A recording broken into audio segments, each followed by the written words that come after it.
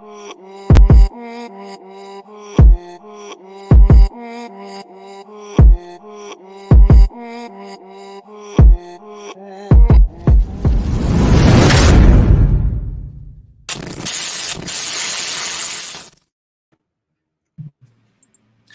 everybody. Good evening, Vested community. What's up, Vested? I can't hear anything. There we go. There we go. What's up, Coach D? My man. What's up, baby? What's up, Vested? Hello on a Thursday. Great Thursday. Jamar, we have ourselves another opportunity to speak with somebody very special this Thursday. But can I get into some personal drama and kind of let the Vested community into something as I work through it? Yes, absolutely. Earlier this week, I'm sitting on my bed, and something happens that's completely out of my control. I make a weird movement in my funny body. It moves in a funny way, and I literally, as though it was in like the Matrix slow motion, my knees come flying towards my chest, and I just watch my computer fly over my right shoulder and hear this massive crash. And I just knew when it hit that I knew the sound of a broken computer, and that's what happened. So I broke the computer. And we're now broadcasting here on my phone, which is pretty dope because we pivot and look where we're at. This is pretty cool. So here we go. That's the community. We're back again. Man. Yo, Coach D, we talked about that a while back, right? Don't panic, pivot. So when things happen, we just got to pivot. So I'm glad you're here, brother, man. You look good, though. Hey, I'm working on it. You know, I'm trying. What's up, tech team? Tech team, say hello. Yeah. Vested community, we love you. Thank you for being here. Man, I'm so excited about our guest. Can you roll out the red carpet, man? I will. This is a fun one because for a very long time, I've wanted to be able to. I've known Karen a long time. I've known Karen Giorno. She's been a part of my family for years. And you know how when you get together at family events, you kind of talk a little bit about this and that, but you got to put a little bit of time here and there and everywhere. And I never really got a chance to kind of get into how special this person is. Now, she has worked in politics for a number of years, but she's a woman in politics. And like I said, for a number of years, for a number of presidents. And it's like, and she just does it with this really cool, calm, satiny way. Her name's Karen Giorno. Woo! She most recently worked with our last president, Donald Trump, and ran a large part of his Florida campaign. We're going to speak with her today, Jamar, and I can't wait to introduce her to you and the Vested community. We're here to inspire, create, and empower. Again, on Vested, this is my boy, Jamar. Oh, no, over here. There we go. My boy, Jamar. We're going to bring on now our special guest. Super Karen special. Giorno. Hello. Hello, guys. Hello, Rebecca in the back. Tech team. Oh, no, I'm backwards. Yeah. Love it. There we go. Hey, Karen. How are you? To be here. Finally, right? Yeah. Finally. So we're trying to make this work for a long time. Yeah. Well, let me be specific. We have known each other, darling, for 16 years. Come on, darling. Okay. You know, it's been a minute. And like I was telling the Vested community, like there has been times where we've talked and we've scratched the surface of who we are. And you know a lot more about me, I feel like, than I do about you because of a direct family connection. But at the same time, I've never really got a chance to really understand what has inspired you to create who you are and want to empower the rest of really the United States and the world with your ideas and how you support the things that you believe in. So I'm really excited to talk to you tonight. Jamar, I would like you to meet my friend Karen. Actually, she's family, okay, that I love. So I would like you to meet my family, Karen, and maybe then I want to talk to you about something I found on the internet, Karen. So, well, Jamar, it's nice to meet you finally, and I'm so proud of both of you for this show. I think it's what, episode 41. Yeah, come on, we're going with it. It's vested. We are vested now. Well, just want to say thank you for being here, and anyone who is a lover and a friend of Coach D, I got massive love for. So I know we just met, Karen, but you have no idea how much love and respect I have for this man right here. So, my words cannot even articulate or even express, the amount of love I have for this guy in my heart. So he doesn't even know how much. I tell him all the time. That's beautiful. He earned it. He earned it. Yeah. I mean, there's a lot to love about him. Well, let's say hello to the Minifish, my aunt, who just chimed in. Hello, Aunt. Nice of you to chime in. Thank you for joining today. We all know how special Karen is to all of us in our life, and it's good that you are on with us as well. So maybe let's jump into this real quick, Karen. I'm going to play you. Okay, so you're doing some research, and you're in politics, and you've worked for all these presidents. You type your name, and there's a lot there. So some good, some bad. Yeah. A lot. You have a friend that decided one time, I think he's a friend, he represented himself that way, that one time he was driving in his car, and he decided to say a bit about yourself. And I'm going to throw him out there. I'm going to let him introduce you tonight. How about that? Let's do that. Come on. Listen. Giorno. Who's Karen Giorno? Karen Giorno was pretty much in charge of the state of Florida for the bulk of the election. Come on. I mean, there's truth to that, correct? It's like I said, that must be on page like 42 when you Google me. Yeah. So he decided. That's some serious research, guys. He decided to do, a cameo while driving in his car. Yeah. So if you don't mind, Karen, since he's your friend, can we lead with his wonderful insights? Yeah, go for it. Let's see where this leads. I'm curious. Okay, so Jamara, I let her know. I said we inspire, we create, and empower. So I think at this point, let's drop the banner and let's hear his first lead set about our friend Karen. Let's do it.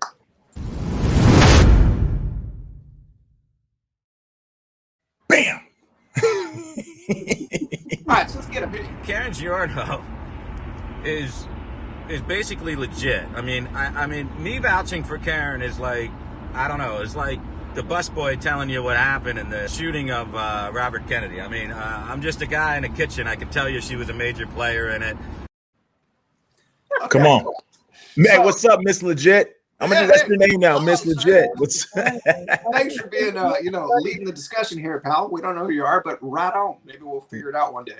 Yeah. So he is right. You are legit, and I want to say that him and I kind of share a little bit of an unknowing, if you would, about how legit you are. So what I'd like to do is in the inspire section, I want to know who you are as a little kid. You're growing up, and at some point, your opinion starts to become louder on the inside, and louder and louder and louder.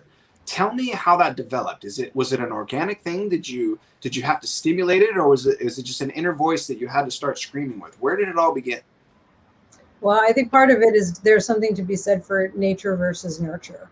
I grew up in a little town south, actually it's north of Princeton, called South Brunswick, and in New Jersey.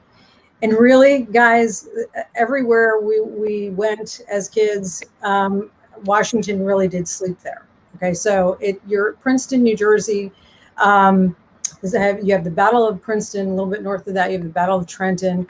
It's very historic, part of the beginning stages of America. So Americana. So here I am growing up in one of the original 13 colonies, and I think this is important to put in perspective because you guys are living in California, coming from the West Coast. I grew up on the East Coast in one of the original 13 colonies, and New Jersey was actually quite important to the effort in the struggle for during the Revolution. So I was exposed to that very, very early. So American history and just Americana was part of my environment. I grew up with a police officer father and a stay-at-home mom who then, when my brother and I went into elementary school, she got a part-time job as a teacher's aide so that she would keep the same hours and the same schedule and the same vacation days and summers off so that we would have a full-time parent. So there was a lot of love and a lot of support and a lot of access to both my parents, who really did inspire and encourage me to be whatever I wanted to be. And as a third generation Italian American, and both my parents are Italian and both sides of my family are Italian, and both sides migrated over to the United States from Calabria, Italy, which is the southern tip of the boot, and then in Naples, which is where my mom's family is primarily from.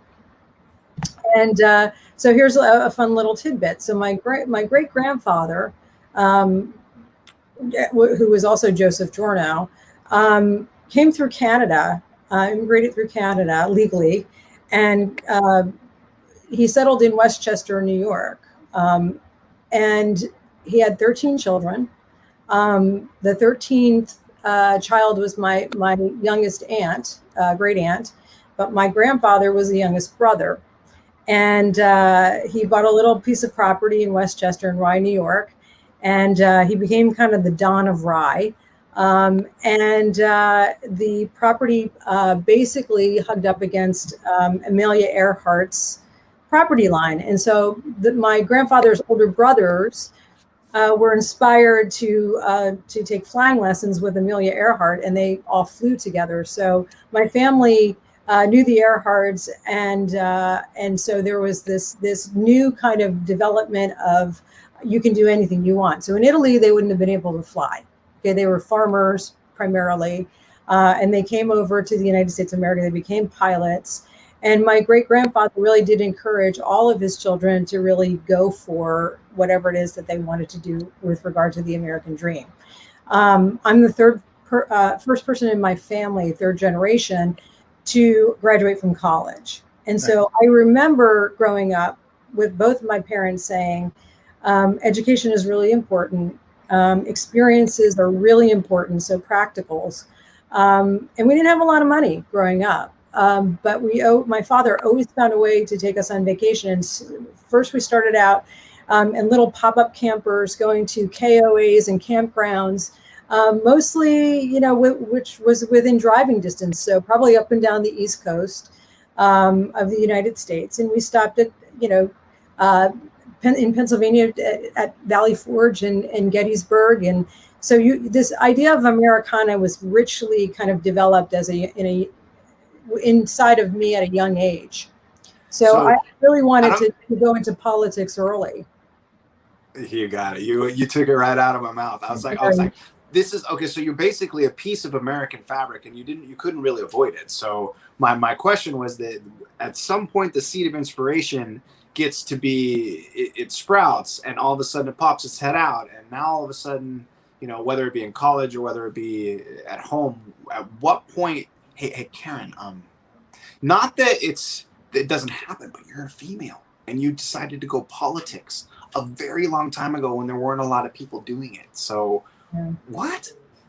Talk to me about that. It was an interesting time because I consider myself, I'm 53 years old. So when I was growing up in the business, I feel like half of my career is in the analog years and half of my career and currently is in the digital. And so I get to kind of speak all languages here and cross-generationally, and there's something to be said for that. So when I started out in politics, believe it or not, there's two things that that I think would be interesting for people to know. When I started on my first campaign, we didn't have cell phones. We had a pager, but we didn't have cell phones. So when the campaign headquarters would need you and you're out in the field, they'd give you your pager and a roll of quarters. Okay. Wow. And when you went out there and they needed you, you would have to go find a payphone and call in and say, where do you need me now? Okay. There was not this instant, communication. It was really, you're out there kind of pressing the flesh and doing what you think. You're using your instincts, okay, mostly because you can't just Google something and figure it out. It's something, you had to prep for before you went into the arena, and then, you're kind of on your own based on what you know versus what you don't know. And the other thing I think is really interesting is when I was a presidential intern. That was before Monica Lewinsky gave it a bad name, but I was an actual presidential intern. And then when I graduated from college, I was actually supposed to go to, I got accepted at the University of Notre Dame for a graduate PhD degree in American Studies. And they only take 4 students per year. They're very exclusive. But I was asked to come back after I graduated to the White House to help on a very important state visit that they were getting ready for that June. I graduated in April. The head of state was coming in June, and that was Mikhail Gorbachev. So since I already had my security clearance as an intern and was known kind of to be able to do some certain things, I was asked if I could come back and just help on this event until the summer interns would come, the new crop of summer interns would come in. And so I worked on that event. It was amazing. And then I was offered a full-time position with the Bush administration and in the Bush White House. Wow. And so just to keep it in perspective on what we're talking about here, George H.W. Bush's administration was the first White House in history to use email and the internet. Wow. Okay. So, and if you go to George H.W. Bush's library in Houston, you can actually request all of my emails because they're public record. Cool. Man. Just a fun little, cocktail conversation. Just go the beginning. Go and ask for Karen Giorno's original, emails from the Bush White House. Hey, so. Jamar, because we gotta be careful because she's starting to move into the creation of her as a politician. So maybe if you have anything left for her before Inspire, we're gonna have to drop this banner pretty soon, man. So I know you do. I do have a question for you, and it's very clear after hearing what you said. You said something so important. You said, inspire and encourage your children to be who they want to be. And Yeah. I think that is so important as parents, because there's a lot of parents out there who actually do the opposite, right? They force their children to go a direction, which is just catastrophic long term, right? Because there's just the resentment and things that just start to manifest because that child is doing things that they really don't have that desire to do. So when you said that, and that comes back, not just your parents, but it sounds like grandpa was the one who was talking about take a stand for what you want to do. So how do you think the impact of just having that frequency and vibration in your family has helped you to become the woman you are today? That's a great question. I wish that every parent would ask that question and every child would get to answer it.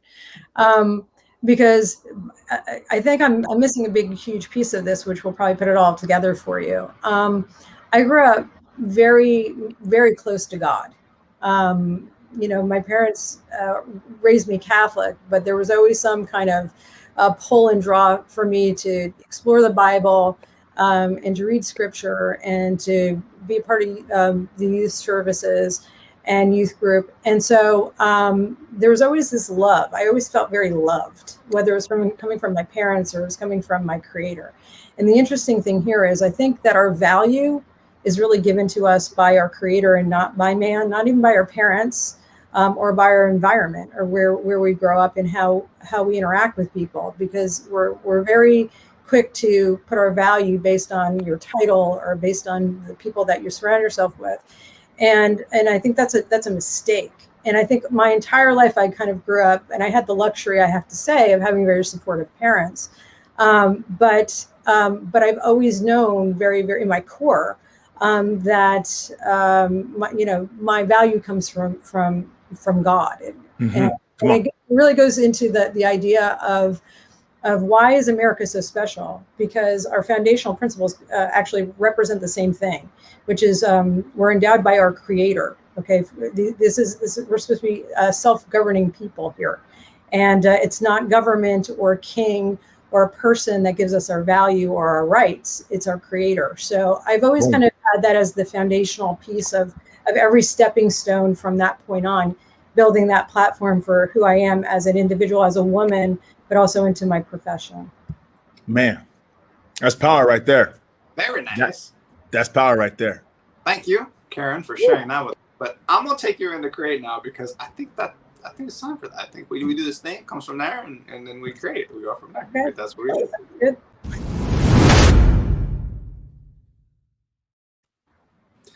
Okay, so let's refer back to our buddy and his special car ride talking about you. Do you know this guy, by the way? Do you know him? I do. His name's Adam Gingrich. Okay, What's up, Adam? We're one step closer. We know Adam now. Okay, let's see what Adam has to say. We're gonna take Adam into the create section here. He's gonna kick us off. Karen Giorno didn't get what she deserved for the work that she had been doing. They're attacking her because Ann Vandersteel is pissed off that Giorno has informed the correct people in Florida as to what's going on with these scam artists, because they came out and attacked her. They attacked her over a false article. They're attacking Karen Giorno for defending the honor of the president. Okay. Thanks, bro. Honestly, I didn't even know Adam had done that, and then I get like 95,000 text messages from people. What happened? But again, this was a long time ago, so you guys are very good. I don't know where you found it, but well, listen, little did Adam know that he was participating in something much larger, inspiring, creating, empowering on Vested, and I get the opportunity to be able to find out things about you that I didn't know. We've known each other for over a decade, and thanks, Adam. So here we go.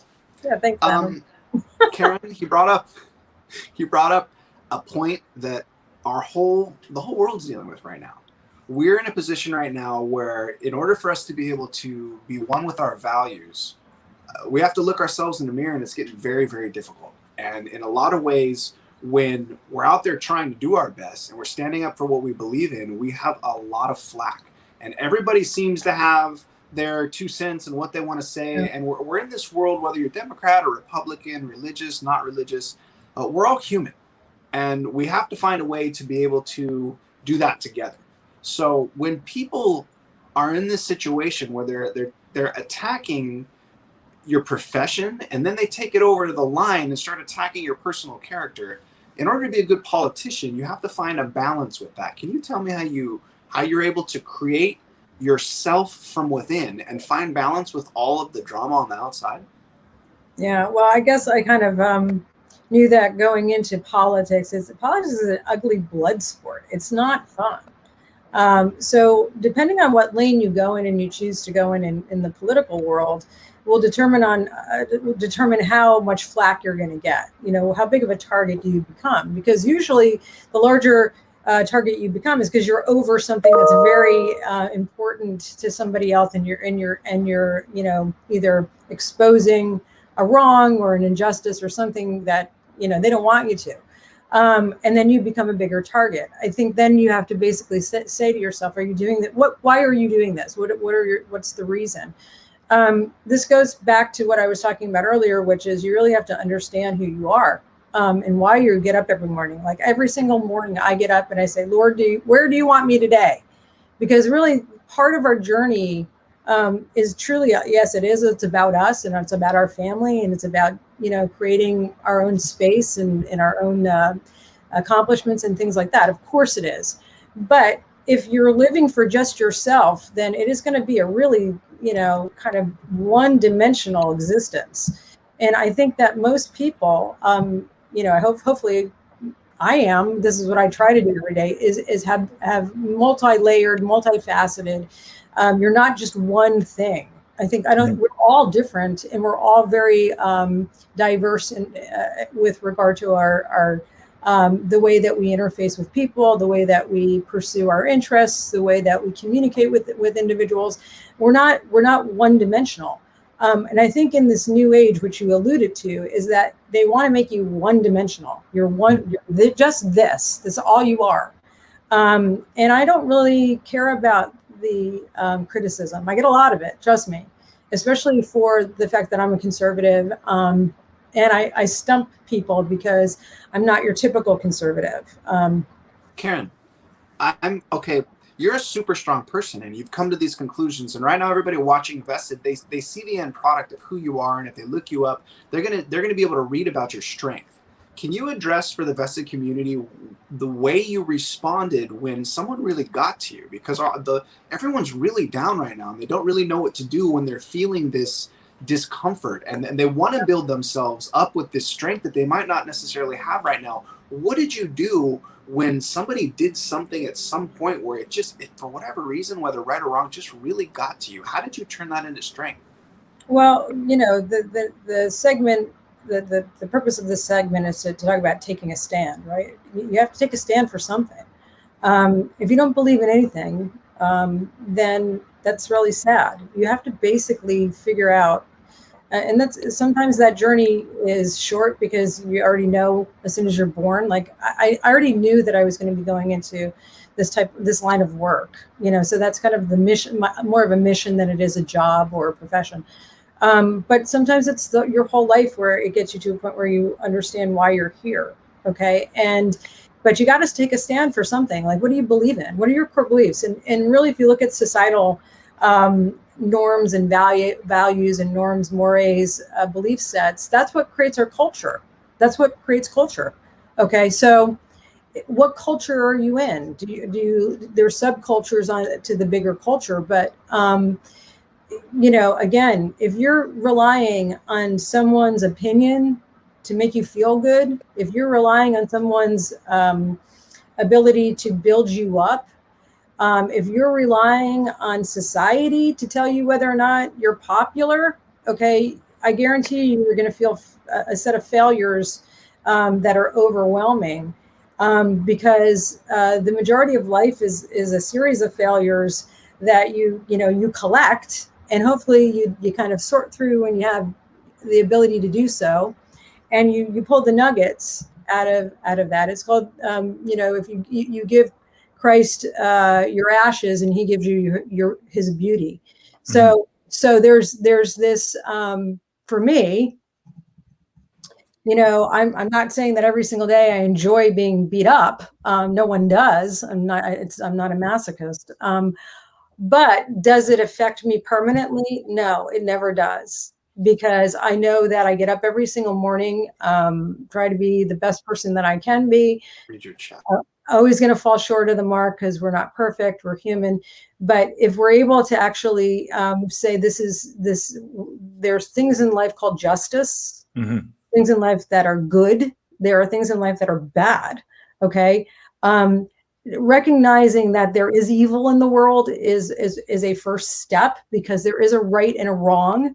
And so I just feel like you have to be honest. If you're not honest about that I lecture on this quite extensively, so just bear with me and then I'll land the plane, I promise.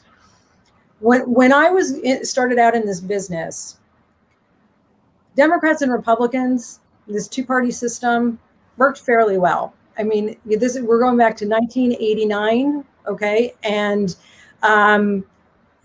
Democrats never said Republicans didn't like or recognize that there are people that are least among us in this country, okay? We all agreed that there are people that are least among us.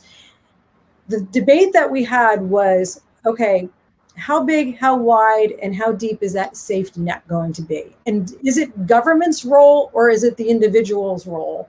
The neighbor, okay, the church, the synagogue, the mosque, to all kind of come in and help with your fellow citizen, fellow man, okay? That was the debate we were having in 1989, okay? I don't think that's a debate we're having anymore. The debate we're having right now is nationalism versus globalism, and how government needs to basically be involved in every single aspect of your life. And if you don't wear a mask or you wear a mask, I mean, there's just, we can get into all of that. But part of why I say this is that if you are going to understand who you are, where you fit in, which is a very common, natural thing to do, okay? That's every human being asks that question. Who am I and what am I doing here? Okay. Again, I would encourage anyone who's listening to this to go to your core. What makes you you? What do you love? What don't you love? Karen, I do it to everybody. You got to pump the brakes. This is getting really empowering. This is in the empowering section. And I cut people off and I try to take them Bring me back. Creative. I got a question. So creative. We want to address what's up, Manifest. She said, "Is it true America is slinging into socialism?" Whoa, oh. Thanks, Auntie. Why don't you throw a fire stick in there? Wow. Well, that's the question. That's the question. Hey, for you, inspire, create, and empower, Auntie. Hey, how can you throw that into an empowering spin? How about that? There you go. Thanks, Christina. Actually, I just had a debate on this, so she's probably putting it in there because it was really fiery during the time I was discussing it. But it is relevant because it really does come down to whether or not our Constitution, which is really the core is the Bill of Rights. The core is free speech. The core is being able to identify as whatever you want. However, it doesn't mean that if I self-identify as something and you call me the wrong pronoun, that I should go to jail, okay, or I should be shamed. And so the socialism part of the slide into socialism is how big is government getting here, and in the infringement upon our individual rights and liberties that are given to us in the Constitution under the Bill of Rights.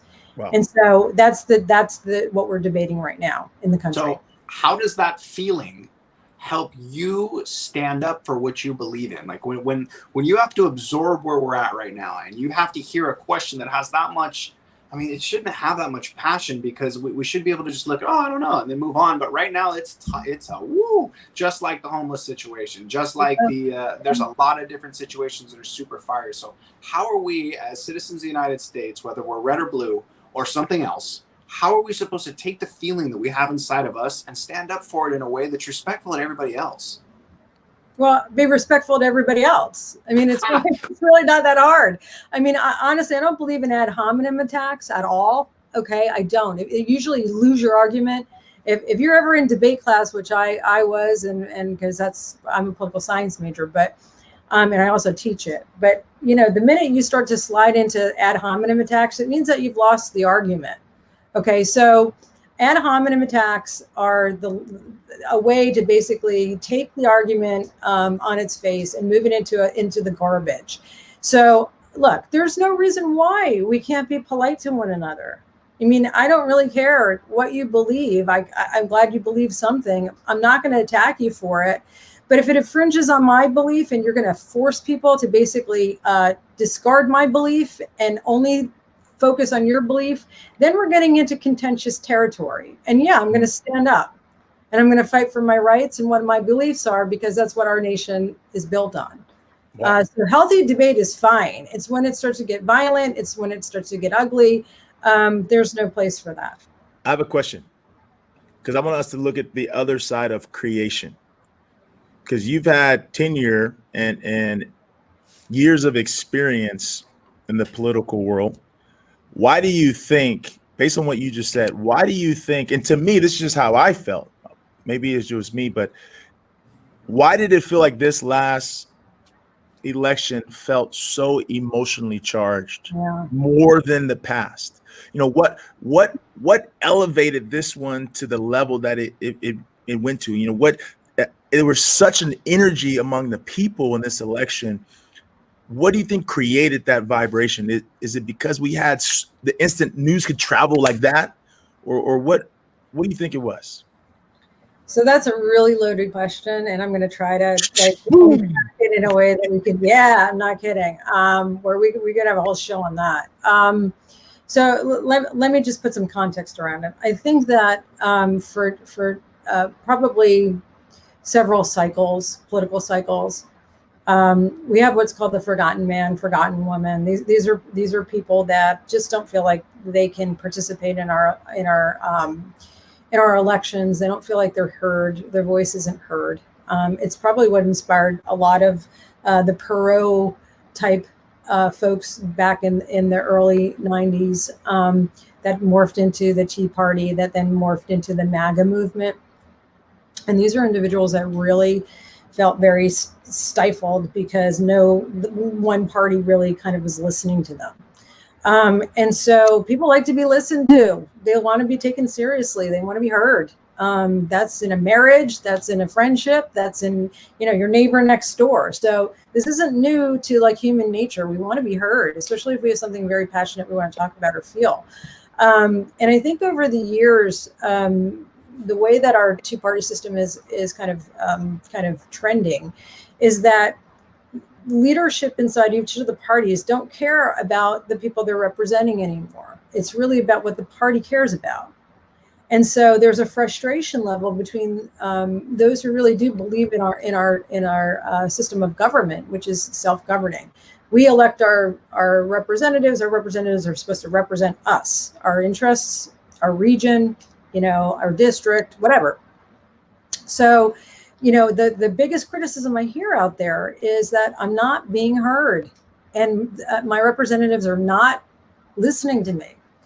And so this becomes very passion filled. And so when you have a character, whether it's a political person or it's a sports figure or it's just somebody who has a lot of Facebook or Twitter or Instagram followers, who is considered an influencer, comes onto the scene and taps into that energy and says, look, I'm listening to you.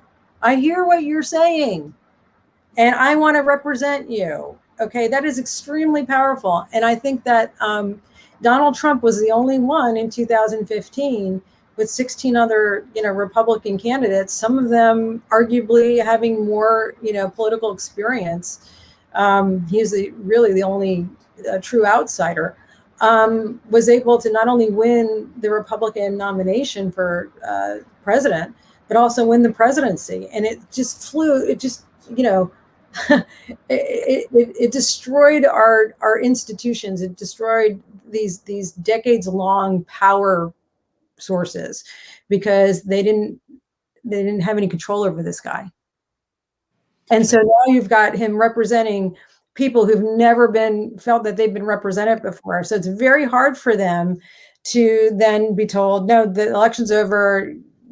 We're not only going back to the way it was, but we're going to actually slide it, as Christina said, into socialism, which is bigger government intervention, telling you what to do. Then we have the coronavirus on top of that. So, what do you think, Jamar? We slide into empowerment now? We there?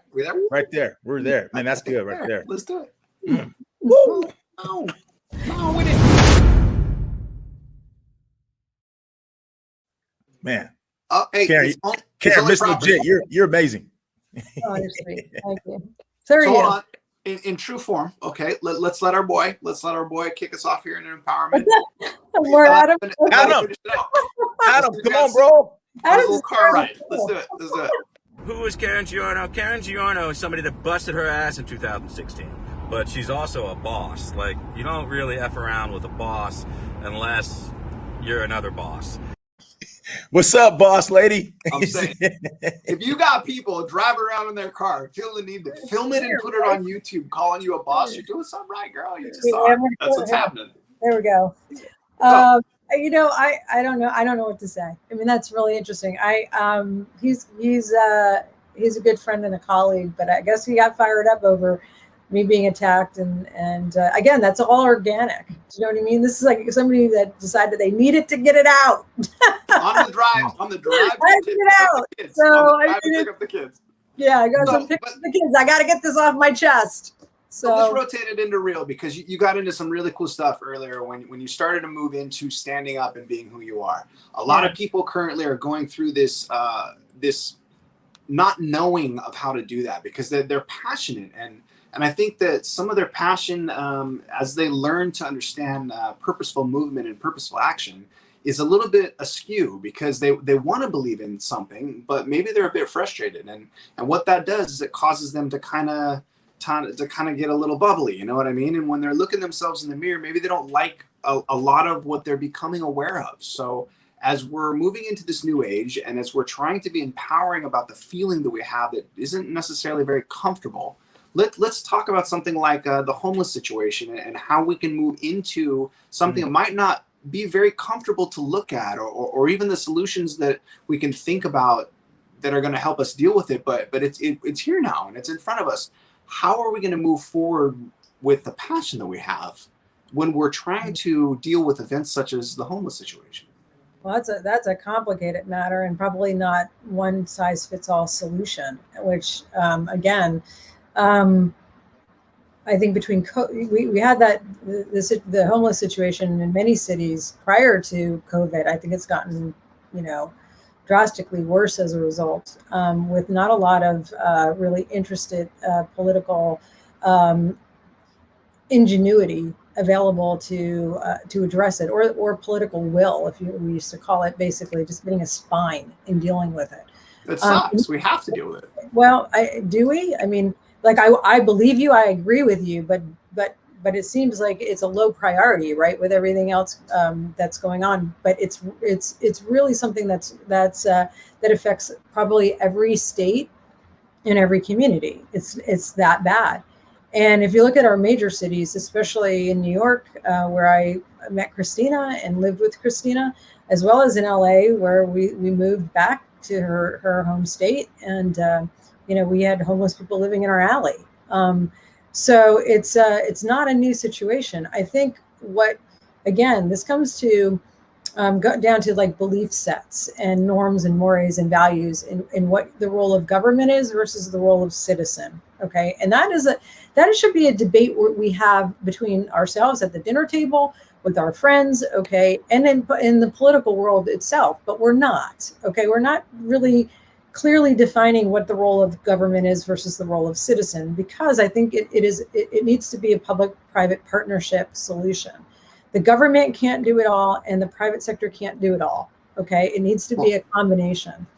Karen, for tonight, because listen, it's like I handed you an egg, and you're like, "What do you want me to do with this?" I can make an omelet, I can make fried rice, I can do all these different things with it. So for this evening and for this question, let's get a little bit more specific. Let's just take the emotion, okay, that people are dealing with when trying to figure out how they feel about stuff like that, because we can't really, when it gets into the specifics, like you said, there's so many of them, and there are so many that fall into the categories of, levels of importance that it's overwhelming. So what I want to know is, you as a very strong person, a strong female voice in today's community, how do you deal with the emotion that pops up within you when you're extremely passionate, but you understand as a politician that you have to get out there and represent yourself in a way that lets everybody else hear what you have to say, and that you stand up for yourself and you stand your ground and speak who you are and where you're coming from. But a lot of these people are having trouble doing that because they have this emotion inside of them that's raging out of control because they see all the details and they freak out. So how do you condense that and utilize that energy in an empowering way to stand up for what you believe in when everything's in kind of opposition and going crazy? So it comes down to, I'm going to answer it this way, because it comes down to who you're talking to. If you're just talking to your neighbor about the fact that your home value is going down because the park next door is filled with homeless people, and now you can't sell your house, or your kid can't walk past that park without getting to school, that's assuming that they're allowed to go to school, or that there's inside that homeless population there are mentally ill folks, or people that just fell in hard times because of COVID, or whatever their circumstances are. Okay, there's a lot of homeless vets out there as well. It's multifaceted. So to have that conversation, again, I think it needs to be looked at through the lens of personal choices. What can we do for these folks? And then there's the political will that is required to be able to come in and present solutions for taxpayers, for just a safe environment, not only for for people that live in that community, but also for the people that are homeless. This should not be a full-time solution to just pop a tent somewhere. When I traveled to South Africa with First Lady Laura Bush, it was on women's empowerment. That was the whole purpose of the trip, was women's empowerment, literacy, and HIV/AIDS, mother-to-child transmission, and how to prevent that. Okay. And it was the first time that I was actually able to see these townships in South Africa where it was these shanty towns where people just popped up. They found boards and different materials and hobbled together a shelter. And that's where they lived. Okay. And that was okay, I guess, for a country that arguably should have been able to find a permanent solution to this homeless population.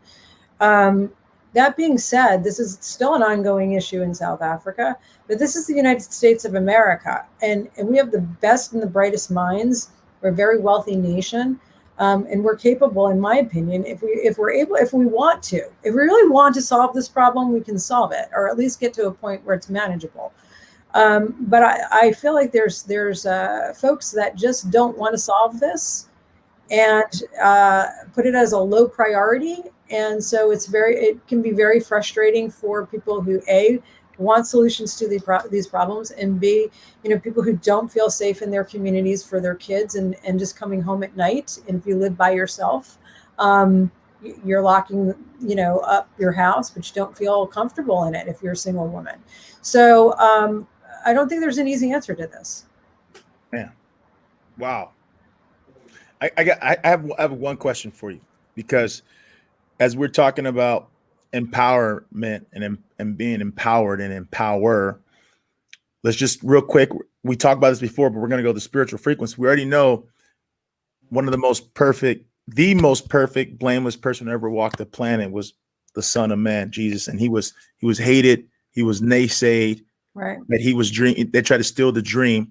So what that tells us as humanity and humankind, and I want you to listen very closely, Vested community, if the only person who's ever been perfect, flawless, is going to be hated on, what does that mean for us when we're going to take a stand? So right now in this world today, Karen, how would you, what do you want people to take away if someone wants to take a stand in their beliefs? What do you want them to take away? What message, what is your call to action to them? First of all, violence isn't the issue, isn't the way. Okay. It's not the way to solve a problem. Okay. So it's important to stand up for what you believe in, but in a non-violent way. Okay. People will not be able to hear what you have to say, which is probably pretty important. If you really feel very strongly about something, it's probably like right there in your core. And if you're able to articulate it, people will listen to you. But if you're yelling, you're screaming, or you're doing something where they feel unsafe, you've just lost your argument. So stand firm on what you believe in, but in a non-violent way. The other thing that I would do is say, stand true to your beliefs. There's going to be a lot of pressure for you to cave, to not, especially if there's a group think out there where they basically have control over the media. They've got control over your ability to tell your story, all the things that you would use normal communication for. They're going to basically try to shut you down. Cancel culture is real, guys. It's real. So if you are going to be super vocal, hyper vocal, and really be strong about this, then you got to know you're going to take some incoming. Okay. But usually when you take incoming, it means you're over the target. So all I say is just be strong. Don't cave. Don't do it. Hey, Jamar. Tech team has been in contact via the online, because you can do that if you want to chime in, Vested audience, with my wonderful aunt, who is responsible for this amazing guest, and another guest, Sunny, which was a past episode too. So let's thank the auntie for that. But thank you, wonderful woman that we're speaking to today for this very moment. Christina. Hold on. Love you, Christina. She's been sending pictures, and what I want to do real quick, Karen, is I want to talk about something that you said earlier, and I think it encapsulated, Jamar, what you were talking about, like a takeaway is you have to take a personal stand, and the way to do that is by personal choices. Now, you've made a lot of really good personal choices in your life that have put you in positions to be able to capitalize on what you stand for. Now, these next couple of pictures that Rebecca's going to throw up there real quick are pretty darn impressive. And what you're going to see is the image, okay, of what success looks like. But once she shows all of these pictures and all of these images of the top of the mountain, of you finding your success in moments, like if people are going to look back on your life, tell us a little bit about the way it felt first when you were there, and then what it took to get there. Tech team? Let's see what we got.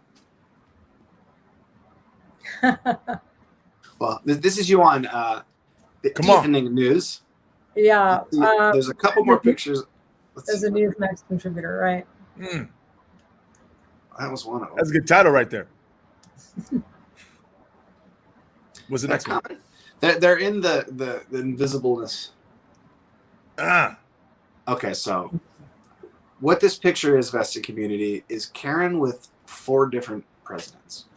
Now, I mean, you've been in politics for a very long time, but in this image alone, you said you grew up as a fabric of Americana. I mean, you literally, your family knew the Earharts. You're inspired to create a person from the inside out that was able to get out into the world and really do something, really say something. Now, here you are with 4 different pieces of history, leaders of the free world. Talk to me about this. Talk to me about the feeling. Well, you know, what's interesting is that God opens doors that no man can close, and he closes doors that no man can open. And I really do feel very blessed. You know, like I said, my dad didn't write a big fat check. This was really about opportunity that was presented and God says, here it is, and you either walk through that door and see what's on the other side and experience it, or he keeps moving you on to the next door. But for some reason, he just chose to continuously put me in contact with the leader of the free world. And I started out with George H.W. Bush. He was a wonderful man, really good to me and to Christina. I served as a scheduler and a senior advance aide for over 27 years, which kind of led into, part of being on the transition team between Bush and Clinton. And I met President Clinton, and he was a very nice man to me. Hillary Clinton, not so much. That's another story for another day. But I don't have really anything terrible to say about Bill Clinton as an individual. I worked with him. He was extremely gifted orator and capable of really making you feel like you were the only person in the room. Politics aside, okay. Karen, we're skipping past the part that I asked you about. Okay, everybody else that sees those. How did it make me feel? 1, 2, 3, 4. Oh my God! I know, but so the way that I look at this, though, I never went in there going, "Oh my God, it's the President of the United States." Okay, I went in there to say, I know this sounds really corny, guys, but it's really true. Like, if I'm here to do a job. What's the job? And get it done right. So honestly, I've always told the truth, which again puts a big target on me because nobody really wants you to tell the president the truth about anything. I kept my mouth shut on the things that you're supposed to be quiet about and discreet, because that's what is required of you to be at that level. And so they're human beings, guys. They're men, just like you are. They just happen to be at the top of the political food chain in a world where, there's only, 46 of them. But I'm just honored. I mean, when I'm around them, there's a brilliance about each one of them, a real uniqueness about every single one of them. And there's a level of confidence that they kind of embed in you, because they're trusting you with very, very important things. And so when, the picture of me with the president on the tarmac was literally the last Trump rally of the entire election. And, without revealing, I don't reveal. So, there's another one. Okay. Where are you getting this stuff from? So, listen, we don't screw around. We're vested. We just don't mess around. So you wind up, basically having conversations that are maybe, relevant to the actual moment, because you're briefing them on what they're about to go into, or you're doing a kind of a wrap up or a post analysis of what just happened. Or sometimes you're just, George H.W. Bush used to ask me how Christina's doing. I mean, really, and the dogs, and how are my parents, and what have I been up to? So depending on the individual, I mean, they're human beings. They either are really into whatever it is that we're doing right now, or they talk about personal things. And so, I just feel very blessed that I've had the opportunity to be involved in the political process at that level. I've worked on 5 presidential races, so not all of them make it to the White House. But each one of these individuals, they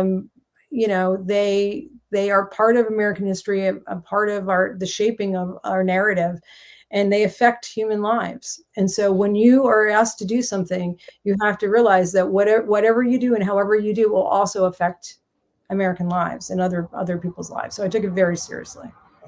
Listen, Karen, I love you. Thank you so much for being on our show tonight. Tech team, love you. Jamar, I love you. Yeah, hey, we do. Oh, can't forget Christina. She is responsible for all this. Woo! So I'd like to thank my Aunt Tina as well for making this possible and helping you out to get you to where you're at. And look, you inspired me by what you've created, and I'm extremely empowered by the way you responded to that last question. I think not necessarily for being starstruck or anything like that, but people look at something like that and it's achievement in and of itself. So for you to respond the way that you did, it kind of helps put it into a context, I think, for for people out there that might have an idea or might have some inspiration, or maybe they're having trouble dealing with it. I really like where Jamar went with the creation aspect of things. Yeah, You got to Jamar. watch both sides, and you got to be able to navigate it. So I just wanted to thank everybody, the Vested community. Do that like thing, do the ad thing, thumbs up, and vested us and all that. So You're fired. Jamar's gonna do that. yeah, Jamar. Listen, Jamar, do me a favor, wrap it up, give him a few things to think about, and ask him the question, my man. Oh man, Vested. First of all, Karen, thank you so much, and Christina, thank you so much too, Christina. But Karen, thank you for your power, your energy, your heart, your passion to be here, and most importantly, your time with us today. And Coach D, you know how much I love you. But Vested community, you heard it. This is real talk, and taking a stand in the world we're in today, where there's so many different beliefs, there's so many different people that have different visions and different goals. How do we, as leaders of light, respect everyone despite? And so that's the challenge right now. Is I want to challenge you, Vested community, is when you're taking a stand in the world, there's a way to take a stand, there's a way not to take a stand. You can still be a warrior, but be a peaceful warrior, because when we're in peace, we're in power. But just like Karen said, just remember, if you're going to take a stand, you're going to have some incoming crossfire. You're going to have to be strong. But it doesn't matter what you do, whatever you stand for or standing for. Here's the question: are you vested?